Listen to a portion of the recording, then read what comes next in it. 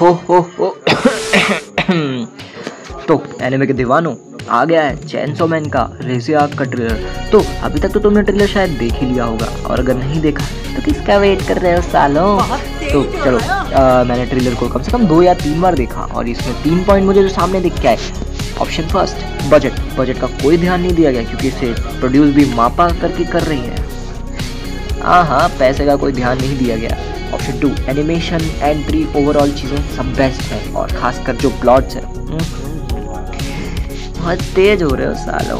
ठीक है। ऑप्शन 3, ये मूवी इंडिया में और बाकी जगह 26 सितंबर 2025 को इंडिया में हर जगह रिलीज़ होगी। मैं तो बहुत ज़्यादा एक्साइटेड हूँ, और मैं तो ज़रूर ये मूवी देखने जाऊँगा।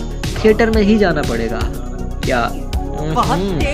तो ये मूवी अगर आपको पसंद आए या आपको ट्रेलर देख के अच्छा लगा तो मेरे चैनल को सब्सक्राइब करो, और कमेंट करके बताओ तुम्हें कौन सा ऐसी वीडियो देखने के लिए सब्सक्राइब करो। Bye bye, piece.